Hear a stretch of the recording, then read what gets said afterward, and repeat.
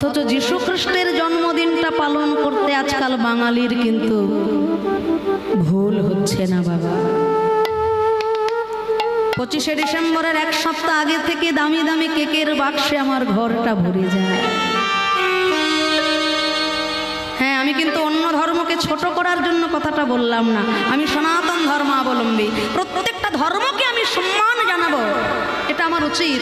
তা বলে নিজের ধর্মটাকে জলাঞ্জলি দিই, আমি পরের বাবাকে বাবা বলে ডাকি, এটা আমার ভদ্রতা, আমার শিক্ষা। তা বলে নিজের বাবাকে চিনতেই পারি না, এ আবার কোন শিক্ষা গো? চারি যুগে চারি ধর্ম জীবের কারণ, কলি যুগের ধর্ম হরি নাম সংকীর্তন। नाम संकीर्तनं यशो सर्व पाप प्रणाशनं प्रणाम दुख शमनं त्वं नमामि हरिं परं। যার নাম শ্রবণ করলে জীবের সকল পাপ তাপ দূরীভূত হয়ে যায়, আর তাকে ভক্তি ভরে একবার প্রণাম করলে জীবের জীবনের যত দুঃখ যত যন্ত্রণা জনমের মতো দূরে চলে যায়। তাহলে দুর্যোধনের ঘরে কিসের অভাব ছিল গো? হ্যাঁ, 14 বছর সলেহব্যে রন্ধন করে ভগবানকে নিমন্ত্রণ জানিয়েছিলেন যে আমার বাড়িতে আজকে একটু খেয়ে যে।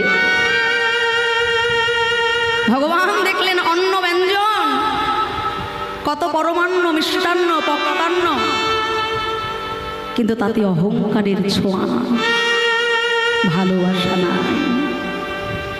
দুর্যোধনের ঘরের ওই রাজভোগ মিষ্টান্ন পরমান্ন 14 বছর সলেহব্যেয় বর্জন করে বিদুরের স্ত্রীর কাছে শুকনো কলার খোসাগুলো সেবা করার জন্য ভগবান পাগলের মতো ছুটে এলেন। এমনি এমনি কৃষ্ণ পাওয়া যায় না বাবা। সতীর যেমন পতির প্রতি টান, মায়ের যেমন সন্তানের প্রতি টান, বিষয়ের যেমন বিষয় বাসনার প্রতি টান, এই 3 টান মিলে বিষয় এক করে হা গোবিন্দ তোমার গোলাম বলে যদি ডাকো, তবে গোবিন্দ পাওয়া যায়। ভগবানকে ঘরে দর্শন করা মাত্র স্নান করে এসেছেন বিদুরের স্ত্রী, অঙ্গে বসন নাই, তাতে তার কোনো হুঁশ নাই। দিক বিদিক জ্ঞান শূন্য ভক্তি নিয়ে মাতৃ স্নেহে সন্তান রূপে ভগবানকে কোলে বসালেন। কি দেবে সেবা? স্বামী কিছুদিন আগে ভিক্ষায় পেয়েছিল কিছু কলা। রাজকর্মচারী বিদুর, রাজকর্মচারী বিদুর, কিন্তু কোনোদিনও রাজ অন্নে তিনি প্রতিপালিত হননি। রাজার অন্নে অহংকার আছে, ওই অন্নে তিনি প্রতিপালিত হতেন না। রাজকর্মের শেষে দাঁড়ে দাঁড়িয়ে ভিক্ষা করে যেটুকু পেতেন সেটুকুতে তার জীবন চলত।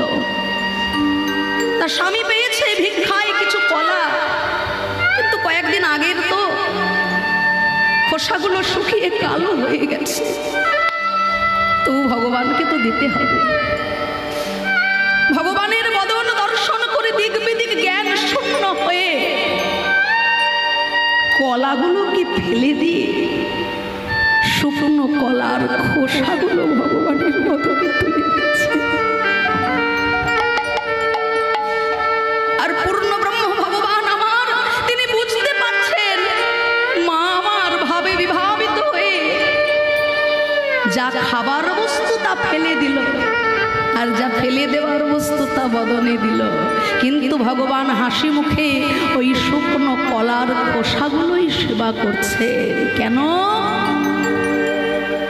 কেননা কার থালায় কতটা অন্ন ব্যঞ্জন আছে, কত দামি রসগোল্লা আছে, কত দামি সন্দেশ আছে, সেটা দেখতে ভগবান আসেন না। কার পূজার থালায় কতটুকু ভক্তি আছে, কতটুকু অনুরাগ আছে, সেটুকু পাওয়ার জন্য ভগবান আসেন। আমরা ভগবানের সেবার জন্য মিষ্টি কিনবো, দামি মিষ্টি কিনতে গেলে আগে মনে মনে হিসেব করে নি বাড়িতে কতজন মেম্বার।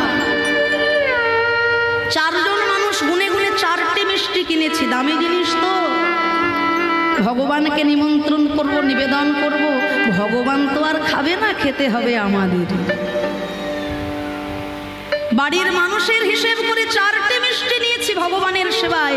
এবার ভুল করে যদি কোনোভাবে ভগবান খেয়েও নেয়, বাড়িতে অশান্তি শুরু হয়ে যাবে। দামি মিষ্টিটা কে খেলি রে, এই ভগবানও খেতে পারে না।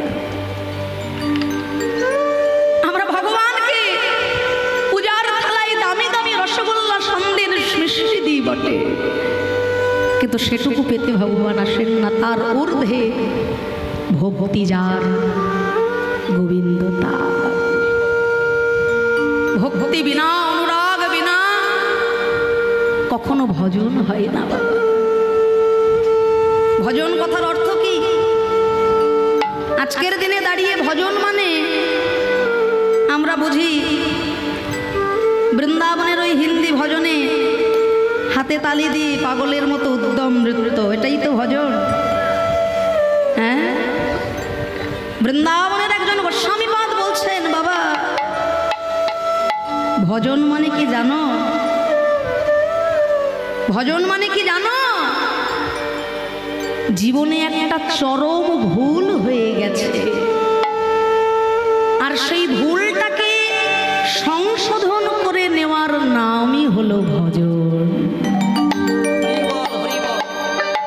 ভুলটা কি না, যে ছিল চির আপন তাকে করে দিয়েছি পর, আর যে আমার চির পর তাকে করে দিয়েছি আপন। যাকে চির আপন করার কথা তাকে পর করেছি, আর যাকে পর করার কথা তাকে আপন করেছি। জীবনে তো কৃষ্ণ দাস তাহা ভুলে গেলা, তে কারণে মায়া পিশাচি গলেতে বাঁধিলা। তাই যাকে পর করার কথা মায়া, দৈবী হে সগুণময়ী মম মায়া দুরত্বয়া মামেবৈ প্রবদ্যন্তে মায়ামে তং তরন্তিতে। মায়াকে পর করার কথা তাকে আপন করেছি, আর যাকে আপন করে হৃদয়ে রাখার জায়গা তাকে আমরা ছুঁড়ে ফেলে দিয়েছি। আর এই ভুলটা যেদিন জীবনে বুঝতে পারবে, সেই দিন জানবে তোমার জীবনে ভজন শুরু হয়ে গেছে।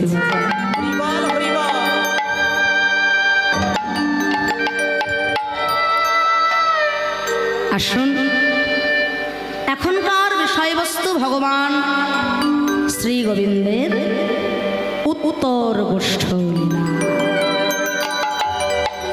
সকালবেলা ছিল পূর্ব গোষ্ঠ ভগবান। আচ্ছা মায়েরা, যতটা সম্ভব আপনারা একটু সামনের দিকে এগিয়ে এগিয়ে আসুন, কেননা পিছনের ভক্তরা তারা যাতায়াত করতে পারছেন এবং বসতেও জায়গা পাচ্ছে না। তা দয়া করে একটু একজন ভক্ত হয়ে আর একজন ভক্তকে জায়গা করে দিন। অনেক জায়গায় এমনটাও হয় যে মায়েরা নিজেরা তো বসবেনই, আবার সামনে চরণের ভবিষ্যৎটাও করে রেখে দিন। না, যাদের বাতের ব্যথা আছে তাদের অন্য গল্প, কিন্তু যাদের নাই তারা একজন ভক্ত হয়ে যদি আর একজন ভক্তকে বসার জন্য একটু জায়গা করে দেন, তাহলে আপনার জন্য শ্রী গোবিন্দ তার চরণে জায়গা রাখবেন। জাগতিক জগতে যার সঙ্গে যাই থাক না কেন, এই হরিবাসরে কিন্তু সবাই আমরা পরম বন্ধু। এখানে কোনো শত্রুতা নেই, কোনো মনোমালিন্যতা নেই। তাই দয়া করে একটু কষ্ট করে এগিয়ে আসুন, যদি সম্ভব হয় আরও কিছু ভক্তদের বসার একটু জায়গা করে দিন। তাহলে সকালবেলা ভগবান গোবিন্দ গিয়েছেন পূর্ব গোষ্ঠে গোষ্ঠ গমনে। দ্বীপ্রহরকালীন লীলা আপনারা শুনেছেন। শ্রীমতী রাধারানীর সূর্য পূজা, সূর্য পূজার মাধ্যমে রাধা কৃষ্ণের মিলন হয়েছিল। কিন্তু এইবার ঘরে ফেরার পালা। সারাদিন ধরে গৌরাঙ্গ মহাপ্রভু আমার সখাগণ সঙ্গে ভক্তগণ সঙ্গে খেলেছেন হরি নামের খেলা। হরি নামের খেলাটা কেমন না, আনন্দময় খেলা, মহানন্দময় খেলা, বিনোদ খেলা, মানে সুন্দর খেলা। কেমন? এই যে হরি নামের খেলায় আমরা মেতে বলছি বাবা, এই যে দেখুন নারী পুরুষ আমরা একত্রিতভাবে বসে বাহু তুলে হরিবোল বলছি, অনুধ্বনি করছি, জয়ধ্বনি করছি, কীর্তন আস্বাদন করছি, কখনো আনন্দে কেউ নৃত্য করছি, কখনো কেউ গান করছি। এই অধিকার কিন্তু আমাদের ছিল না বাবা, এই অধিকার কিন্তু আমাদের ছিল না। কে দিয়েছেন? এই মহানন্দের অধিকার কে দিলেন? যদি গৌরাঙ্গ না হতো কি মেনে হইত, কেমনে ধরিতাম দে রাধার মহিমা প্রেম রস সীমা, এই জগতে জানা তো কে? কৃষ্ণ কথা আস্বাদন করতে গিয়ে আমরা মাঝে সাঝেই বলে উঠি, বাবা ওই গৌরচন্দ্রিকাটা একটু ছোট করে দাও, আমরা লীলা শুনব। কলিযুগে জন্মগ্রহণ করে গৌর কথা শুনবো না তো আর কার কথা শুনবো গো বাবা? আর আছে কি আমাদের কর্ণধার? কলিযুগে জন্মগ্রহণ করেছ ভাই, গৌর কথা শুনতে হবে তোমাদের। গৌর কথা বিনা কোনো গতি নাই, কোনো মুক্তি নাই, কোনো উপায় নাই। দোল পূর্ণিমার সময় নবদ্বীপ ধামে আপনারা কারা কারা যান একটু হাত তুলুন তো দেখি। নবদ্বীপ ধামে কে কে গিয়েছেন? আচ্ছা, সবাই তো গিয়েছেন দেখছি। দোল পূর্ণিমার সময় একবার নবদ্বীপে যাবেন বাবা, দেখবেন শত শত বিদেশি ভক্ত America, France, London, Japan, German থেকে এসে নবদ্বীপের ধুলায় হরে কৃষ্ণ হরি বল বলে নেচে নেচে বেড়াচ্ছে। কি গো মা, তাই না? কিন্তু সেই দোল পূর্ণিমার পুণ্য লগ্নে, পুণ্য তিথিতে আমার কলকাতার শহরে সব থেকে বেশি ভিড় হয় মদের দোকানে আর মাংসের দোকানে বাবা। কি আমি কিছু ভুল বললাম?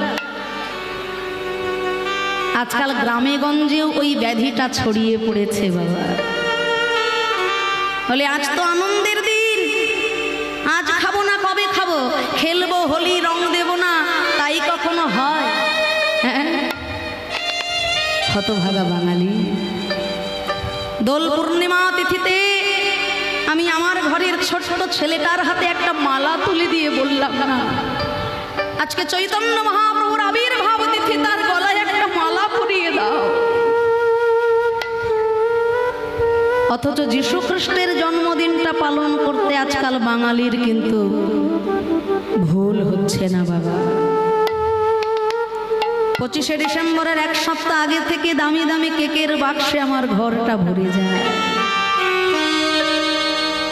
হ্যাঁ, আমি কিন্তু অন্য ধর্মকে ছোট করার জন্য কথাটা বললাম না, আমি সনাতন ধর্মাবলম্বী, প্রত্যেকটা ধর্মকে আমি সম্মান জানাবো, এটা আমার উচিত।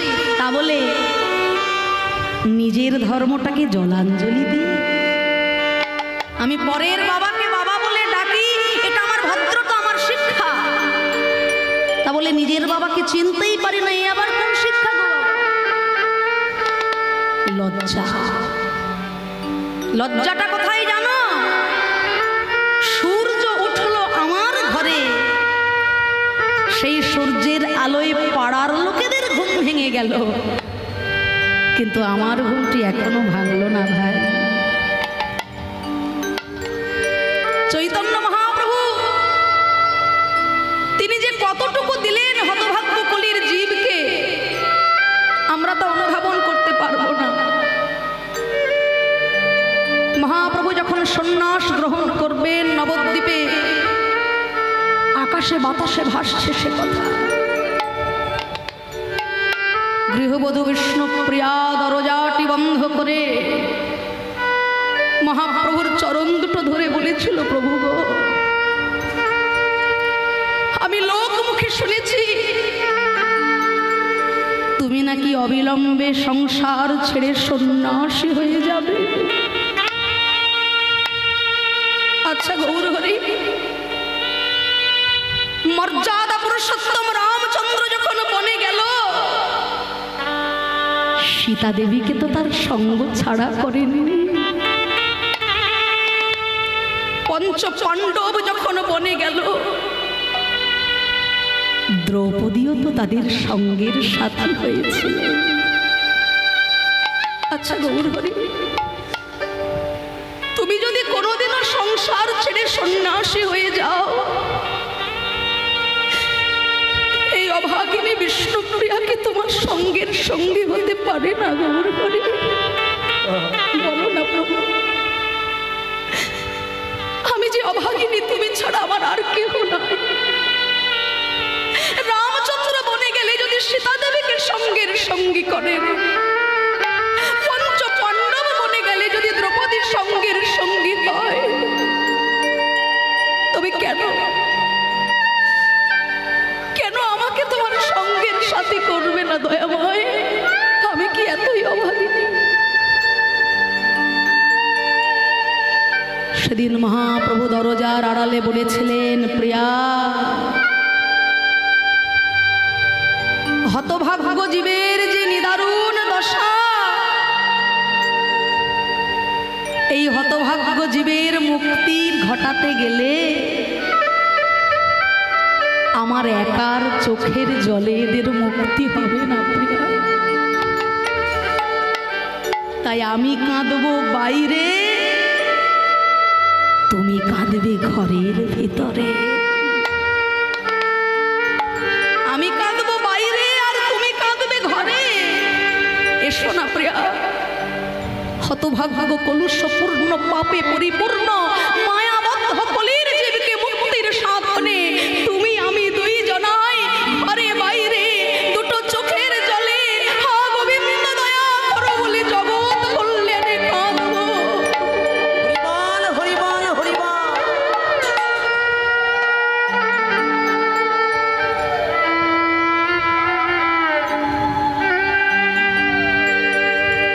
100 বছরের বিরোহিনী শ্রীমতী রাধারানী বৃন্দাবনে, তার মনে তবু বাসনা ছিল, জীবনে বাঁচিলে বধুয়া পাইব যৌবন মিলন ভার। কিন্তু আমার বিষ্ণুপ্রিয়া দেবী জানতে,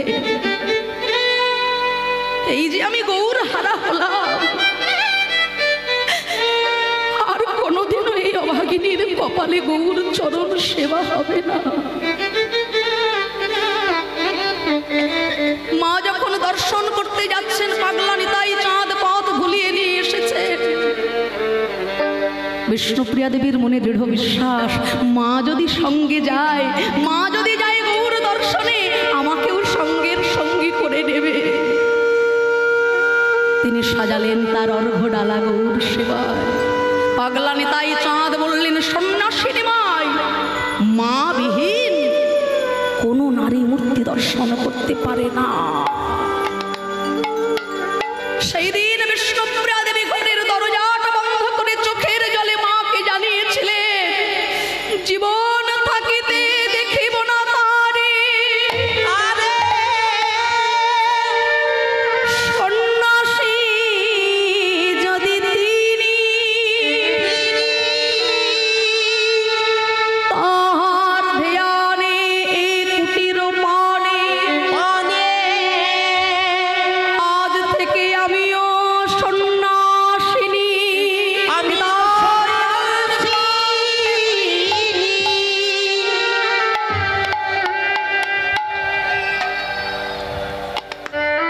আমরা চৈতন্য মহাপ্রভুর কথা সবাই বলি, কিন্তু আমার মহাপ্রভুর, চৈতন্য মহাপ্রভুকে শ্রীকৃষ্ণ চৈতন্য মহাপ্রভু, শ্রীকৃষ্ণ চৈতন্য মহাপ্রভু করার পিছনে যার অবদান, তিনি হলেন মধুমাতা বিষ্ণুপ্রিয়া। তিনি যদি মন থেকে বিদায় না দিতেন, আমার মহাপ্রভু জীবন ধার করতে সন্ন্যাস নিতে পারতেন। দুটি পাত্র, একটি পাত্রে পূর্ণ চাল আর একটি খালি পাত্র। প্রত্যেক দিন প্রভাত কালে ব্রহ্ম মুহূর্তে একটি করে চাল হাতে করে তুলে হরে কৃষ্ণ মহামন্ত্র নামে চোখের জলে সিক্ত করে খালি পাত্রে রাখতে, আবার একটি চাল তুলে নিতে। বেলা 3 হতো, সেইটুকু রন্ধন করে তার বাকি জীবনটা গেল। মহাপ্রভুর শেষ আদেশ ছিল যে প্রিয়া,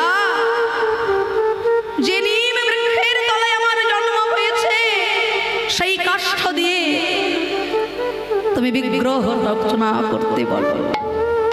এখনো নবদ্বীপ ধামে গেলে আপনারা দর্শন করবেন ধামেশ্বর মহাপ্রভু, বিষ্ণুপ্রিয়া দেবীর নিজ হাতে সেবিত বিগ্রহ সেই ধামেশ্বর মহাপ্রভু, যার চরণ সেবা করতে করতেই আমার বিষ্ণুপ্রিয়া ত্যাগের প্রতিমা। বিষ্ণুপ্রিয়া সত্যি কলিকালে এমন ত্যাগের প্রতিমা। আমরা নারী, তিনিও একজন নারী। আমরা তো শুধু নিজেদের ভাবনাটুকু ভালো ভাবতে জানি। আমি, আমার ছেলে, আমার মেয়ে, আমার সন্তান, আমার স্বামী, আমার সংসার কিসে থাকবে আমি এইটুকু ভালো বুঝি, কিন্তু আমার বাইরে যে জগৎ আছে আমি তার ভালো মন্দের কোনো পরোয়া করি না। ত্যাগের প্রতিমা যদি বলে কাউকে জানতে হয়, দেখতে হবে বিষ্ণুপ্রিয়া দেবীর জীবনটা ভালো করে। তাই আসুন, আজকে মহাপ্রভু খেলছেন হরি নামের খেলা, আমরাও খেলবো আমার গৌর হরির সঙ্গে হরি নামের খেলা। প্রভু খেলছেন কেমন হরি নামের খেলা?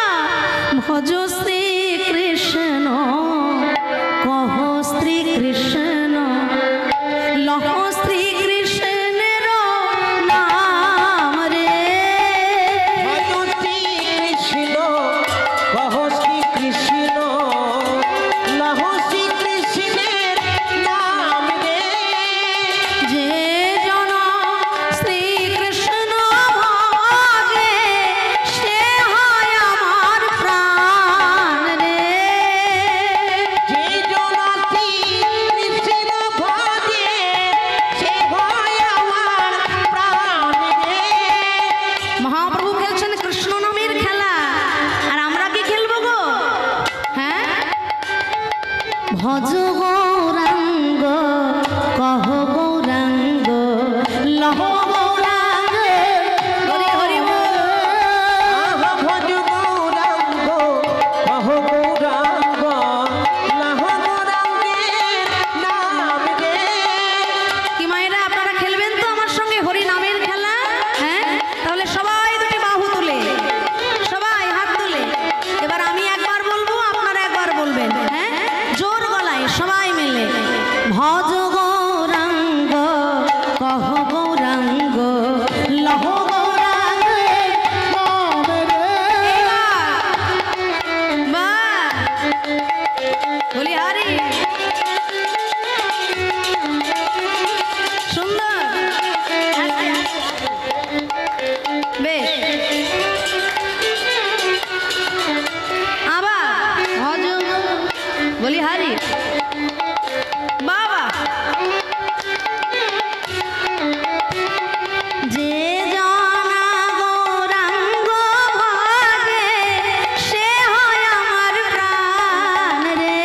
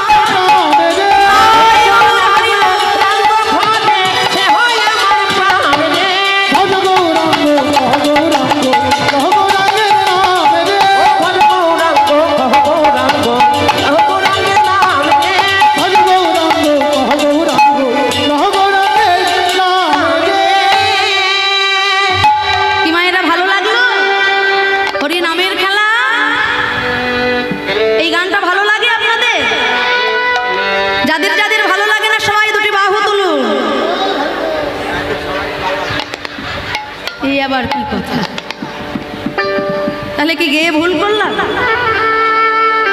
আমি বললাম যাদের ভালো লাগে না তারা হাত তুলুন, আমার মায়েরা দুটো হাত তুলে দিয়েছে। আচ্ছা, এবার যাদের ভালো লাগে তারা সবাই প্রাণ ভরে বাহু তুলে উলুধ্বনি আর হরিধ্বনি করবে। বাহ বাহ,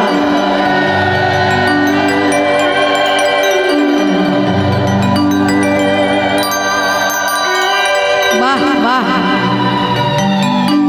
বলিহারি বাবা বলিহারি।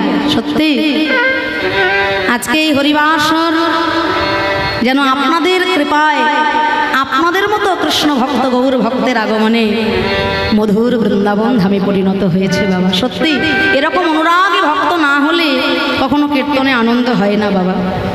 কোনো কীর্তনিয়ার ক্ষমতা নেই কীর্তন করে নেওয়া। হ্যাঁ, কোনো কীর্তনিয়া বলতে পারবে না যে আমি একবারে আসর জমিয়ে ক্ষীর করে দেব।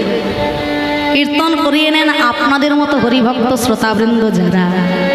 আপনারা যদি নিজ গুণে কৃপা করে কীর্তন করিয়ে নেন তবে এই কীর্তন সম্ভব, না হলে কীর্তন নিতাই গৌর হরি।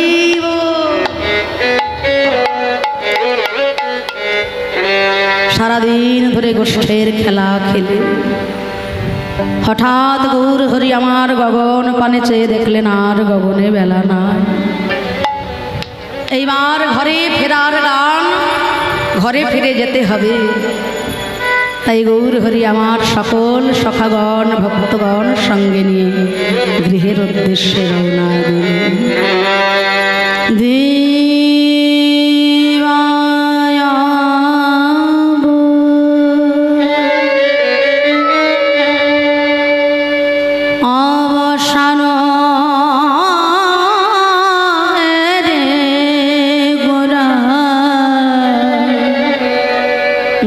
আমার গৃহেতে চলে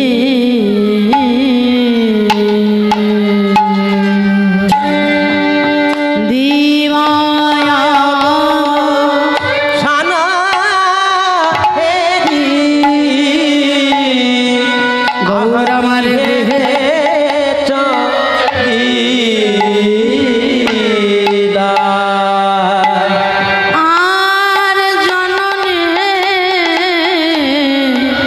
চরণে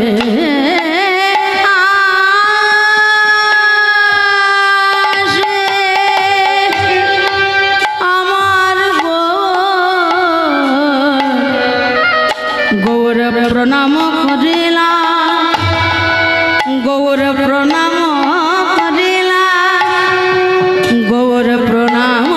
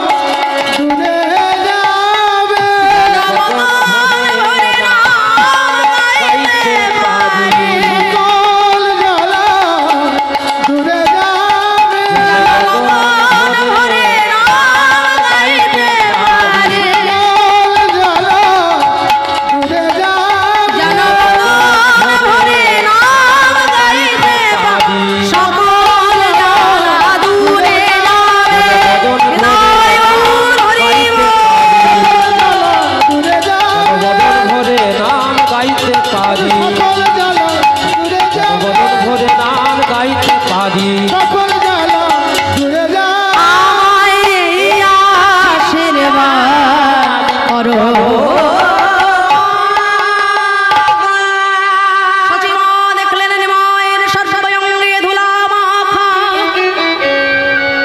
এমন সোনার রঙে, এমন সোনার রঙে কে ধুলা দিয়েছে? কে ধুলা দিয়েছে? এই সচিমায়ের নয়ন জলে সিক্ত হলো।